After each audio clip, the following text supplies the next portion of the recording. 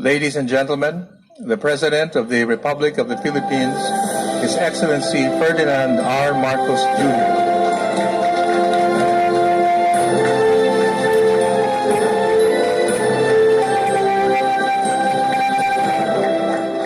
Thank you. And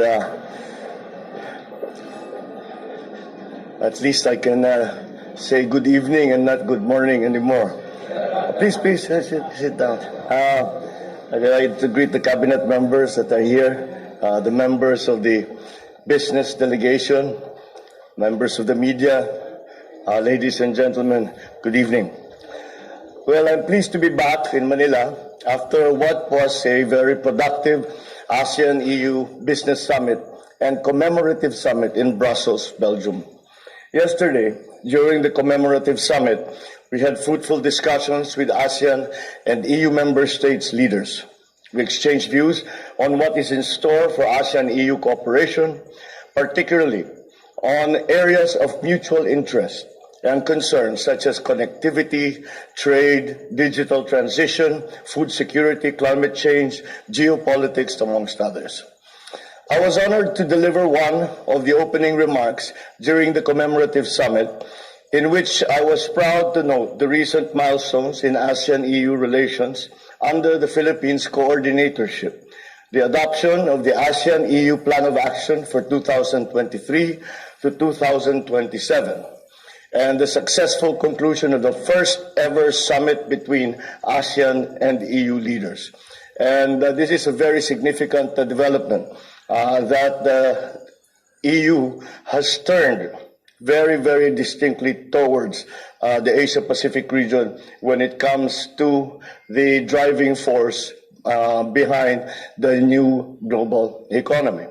And this is not really surprising, considering that in terms of geopolitical aggruppations, the EU and the ASEAN are two of the most active, best organized, and cohesive organizations in the world. And to put them together is a very important partnership because it is servicing over billions and billions of people, both in Europe and in the Asia Pacific. I also welcome the adoption of the Joint Leaders Statement at the ASEAN-EU Commemorative Summit, which is the product of intensive discussions between ASEAN and EU member states. At the 10th ASEAN-EU Business Summit, I shared the Philippines' perspective on deepening ASEAN-EU trade through efforts in sustainable development, which is the theme of the Business Summit spearheaded by the ASEAN-EU Business Council.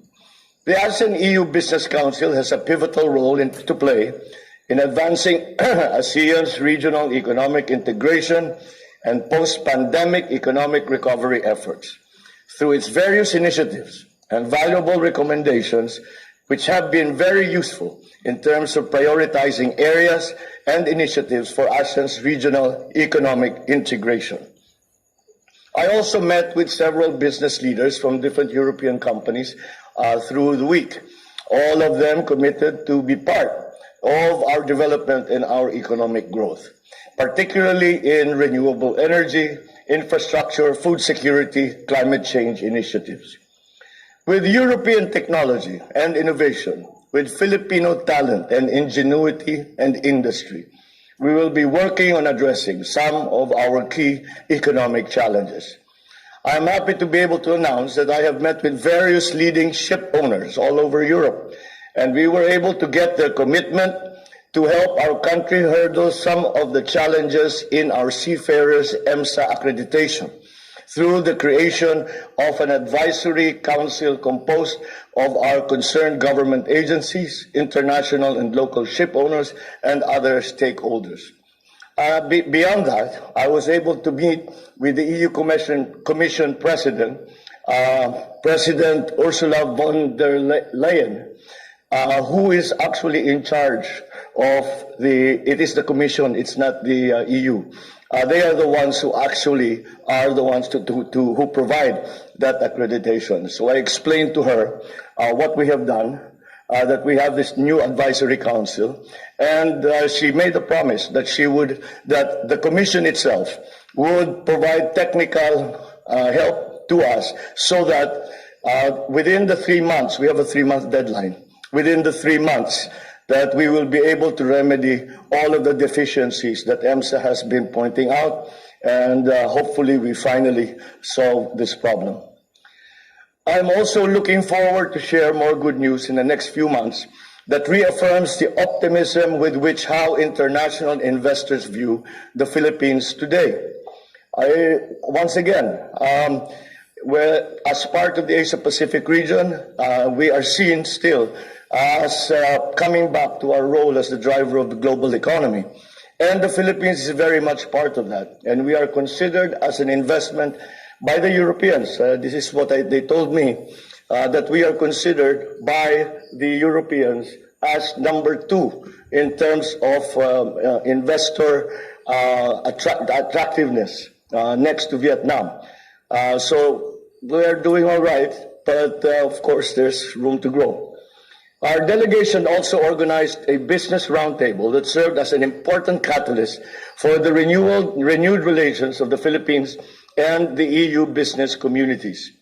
I was joined by the economic managers and other cabinet members where I announced our recent game-changing laws that aim to transform our business environment significantly in favor of investors and support for inward foreign direct investments.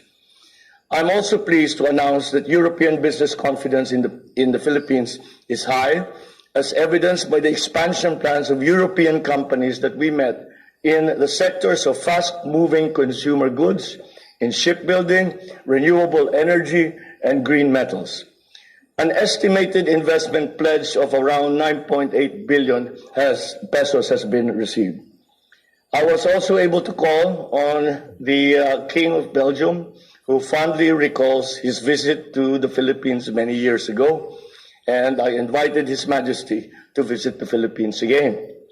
I also held bilateral meetings with my counterparts from the European Council, the European Commission, Estonia, Sweden, Czech Republic, the Netherlands, and Spain, with whom I identified many possible areas of further development and future partnerships. We will follow these up until they come to fruition. Finally, my trip would not be complete without meeting, of course, our fellow Filipinos who are living in Belgium. However, it was not just limited to Belgium, as many came as far as Italy, Poland, Germany, and Belgium to be with us at the gathering. It was a very fulfilling event, as I was able to personally thank them for their support.